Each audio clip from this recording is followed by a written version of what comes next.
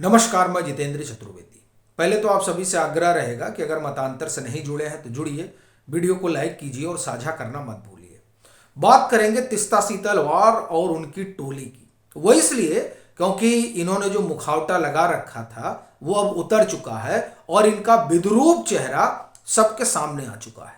और ये बात अब साफ दिखाई देने लगी है कि किस तरह से नरेंद्र मोदी को घेरने के लिए एक षड्यंत्र रचा गया, जिस षड्यंत्र में एक तो तिस्ता सीतल वाड़ जिसकी अगुवाई कर रही थी और दूसरे में उनकी टोली लगी हुई थी। अब वो टोली वाली कहानी क्या है उसको भी बताऊंगा। तिस्ता सीतल वाड़ वाला हिस्सा जो है उस पर भी हम लोग चर्चा करेंगे। लेकिन आप देखिए कि नरेंद्र मोदी से किस तरह की ये मैं कहूं कि इस पूरे इकोसिस्टम की अपनी एक घृणा है कि नरेंद्र मोदी कुछ भी करें उसका विरोध करना है। 22 जनवरी को भव्य कार्यक्रम है, दिव्य कार्यक्रम है, पूरा देश नहीं दुनिया देख रही है, लेकिन साहब उसे लेकर बितंडा खड़ा किया जा रहा है। और ये पहली बार नहीं है। मैं आपको 2019 से बताना शुरू करता हूं।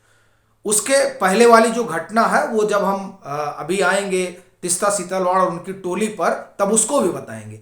लेकिन अभी आप देखिए कि 370 हटा, उसका विरोध। सेंट्रल विस्टा कार्यक्रम आया, उसका विरोध। नई संसद देश को समर्पित की गई, उसका विरोध।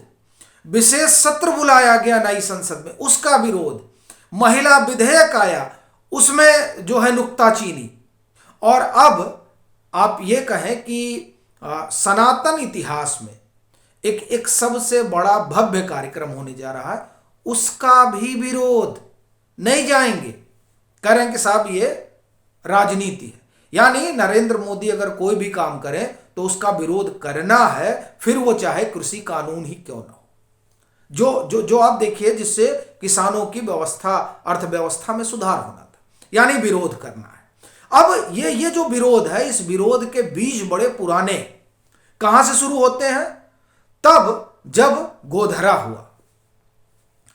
आप देखिए कि एसआईटी की रिपोर्ट आ गई, क्लीन चिट दे दिया गया, लेकिन फिर भी तिस्ता सीतलवाड़ का अपना अभियान जो है वो आप देखिए कि रुका नहीं। एसआईटी ने सब कुछ दे दिया, उसके बाद भी एसआईटी पर भी सवाल खड़ा किया गया। एसआईटी को लेकर ये लोग सुप्रीम कोर्ट गए, चैलेंज किए, और उस चैलेंज का आलम यह रहा कि तिस्ता सीतलवाड़ पर एफआईआर हो गया।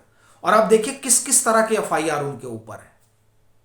एक तो झूठे सबूत गढ़ने के आरोप है, जिसमें ये जो सुप्रीम कोर्ट से एम खालविलकर की खंडपीठ ने दिया और एसआईटी को सही माना, बाकी जाकिया जाफरी की याचिका को खारिज किया गया और फिर इनको जेल भेजा गया। किसको? तिस्ता सीतलवाड़ को। पूरा इकोसिस्टम में खलबली मच गई थी। उसी इकोसिस्टम में एक शबनम हाशमी भी हैं। अब वो कहानी में आऊंगा, चूंकि टोली की कहानी आज जानना बड़ा जरूरी है। सुप्रीम कोर्ट में जिस तरीके से सॉलिसिटर जनरल ने, आप ये कहें कि इन लोगों का मुखौटा उतारा है, वो जानना बड़ा जरूरी है। लेकिन पहले ये समझ लेते हैं कि तिस्ता सीतलवाड़ कहां तक पहुंच गई। एफआईआर हो गया, उससे पहले एक एफआईआर हुआ था। क्यों? क्योंकि साहब इन्होंने तकरीबन 28-29 लाशें खोद डाली थी, खोद कर बाहर, कब्र से बाहर निकाल दिया। सबूत जुटा रहे थे, सबूत गढ़ रहे थे, जुटा नहीं रहे थे। किसके खिलाफ? नरेंद्र मोदी के खिलाफ।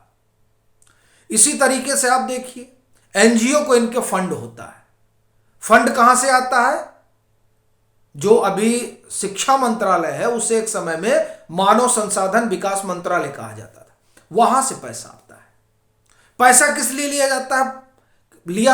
पढ़ाई लिखाई के लिए जाता है और प्रयोग किया जाता है नरेंद्र मोदी के खिलाफ अभियान चलाने के लिए। फोर्ड फाउंडेशन से पैसा आता है। और अनिल गांगुली ने एक लंबा लेख लिखा है नेटवर्क 18 पर, उसमें वो इस बात की चर्चा करते हैं कि फोर्ड फाउंडेशन से किस तरह से तिस्ता सीतलवाड़ की एनजीओ को पैसा आता रहा। उसमें सबरंग भी है और वो इनका जो है सेंटर फॉर क्या जस्टिस वगैरह करके है, वो भी है। यही नहीं, उसी वो जो अनिल गांगुली का लेख है, उसी में यह बात निकल कर आती है कि शबनम हाशमी का किस तरह से तीस्ता सीतलवाड़ का अपना कनेक्शन है, और उसी कनेक्शन पर अब हम आगे बात करेंगे जो सुप्रीम कोर्ट में हुआ। देखिए, सुप्रीम कोर्ट में एक पीआईएल पड़ती है और ये पीआईएल वो तीस्ता सीतलवाड़ की टोली डालती है, क्योंकि उसमें शबनम हाशमी है, जावेद अख्तर है, बीजी वर्गीज है, बड़े पत्रकार रहे। अब देखिए, इसमें ये जो पीआईएल पड़ती है वो पीआईएल 2002 से 2006 में जो 17 इनकाउंटर हुए उसकी इंक्वायरी के लिए पीआईएल पड़ती है साहब। अब ये देखिए, ये इंक्वायरी क्यों बैठाई गई, ये पीआईएल क्यों डाली गई? ये पीआईएल इसलिए डाली गई क्योंकि उस दरमियान 2 और इनकाउंटर हुए थे, उसमें सोहराबुद्दीन का भी इनकाउंटर है और उसमें इशरत जहां का भी इनकाउंटर है। तो अब आप देखिए, एक तरफ तीस्ता सीतलवाड़ गोधरा में नरेंद्र मोदी को घेरने की कोशिश कर रही है, दूसरी तरफ उनकी जो टोली है वो इनकाउंटर में नरेंद्र मोदी को घेरने की कोशिश कर रही है। तो ये गोधरा वाले भी औंधे मुंह गिर पड़े हैं, और ये जो इनकाउंटर वाले घेरने की कोशिश कर रहे थे, इनके हाथ भी कुछ लगा नहीं और कालिख अलग पुत गया मुंह पर।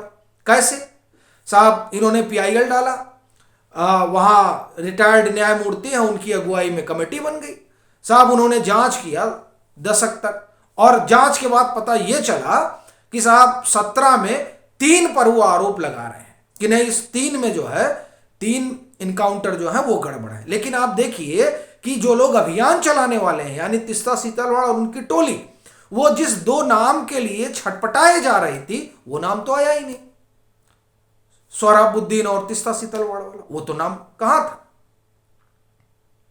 क्योंकि ये लोग ने तो पूरा नैरेटिव गढ़ा था ना कि फेक इनकाउंटर हुआ है।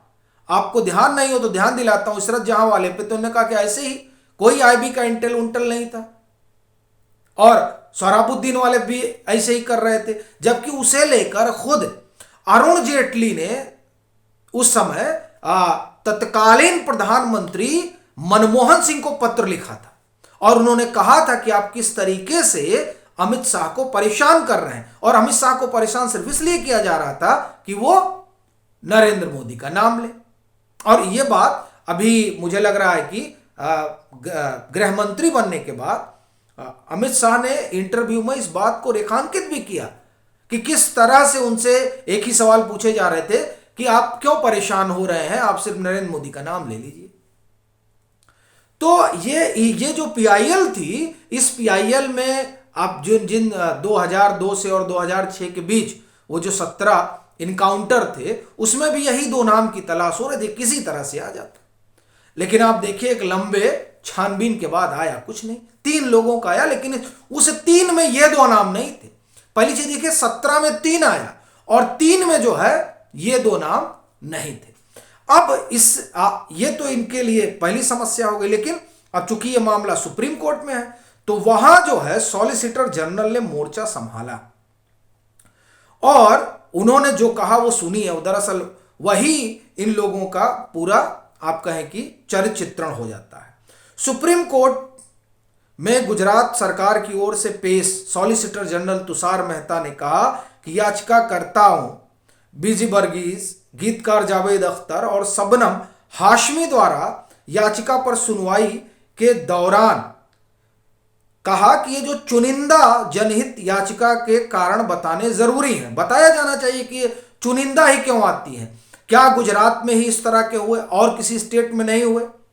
हालांकि इसके जवाब में वहां कहा गया कि नहीं, उत्तर प्रदेश का भी आ रहा है, यानी वहीं का आएगा क्या जहां इनकी सरकार होगी। भाई गुजरात में भी भाजपा की सरकार, अब यहां भी ये एक सवाल है। लेकिन हम आगे चलते हैं। सुप्रीम कोर्ट में मेहता ने कहा कि याचिकाकर्ता गुजरात में एक अवधि के दौरान कथित मुठभेड़ की जांच की मांग कर रहे हैं, लेकिन इस बात का जवाब देना होगा उनको कि आखिर वह चुनिंदा रुख वाली जनहित याचिकाएं क्यों दायर की गई। इसका जवाब देना होगा, याचिकाकर्ता को अपने पक्ष से अदालत को संतुष्ट करना होगा। एसजी कह रहे हैं कि भाई ऐसा टारगेटेड क्यों हो रहा है। फिर आप देखिए कि ये जो सवाल उठे हैं, ये सवाल बड़े गंभीर हैं।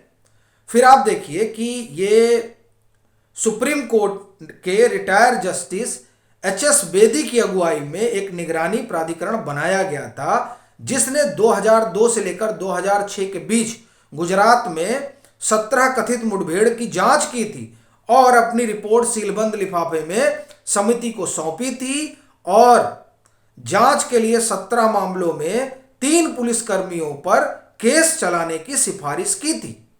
सुप्रीम कोर्ट में अब देखिए यहां प्रशांत भूषण भी हैं। प्रशांत भूषण ने कहा कि समिति ने रिपोर्ट कोर्ट को दी थी, ऐसे में उन पुलिसकर्मियों पर केस चलाया जाए। कमेटी ने 3 मामलों में निष्कर्ष पर पहुंची है। अब ये जो सुनवाई है वो 2 हफ्ते बाद होगी। लेकिन सबसे बड़ी चीज ये है कि इसमें सीधा सीधा सवाल ये उठाया गया है कि आखिर एक ही राज्य निशाने पर क्यों। और यही वो सवाल है जो पूरे इकोसिस्टम की पोल खोल कर रख देता है। साहब नरेंद्र मोदी का विरोध करना है, अब चुनाव फिर आ गया है, 2024 का चुनाव है, तो उसके पहले कुछ तो होना है ना, तो अब होगा। और इसकी चर्चा हम आपसे पहले भी कर चुके थे जब ये बात संज्ञान में आई थी। तो अब आप देखिए कि इन लोगों का अपना क्या अभियान है वो दरअसल साफ हो गया है।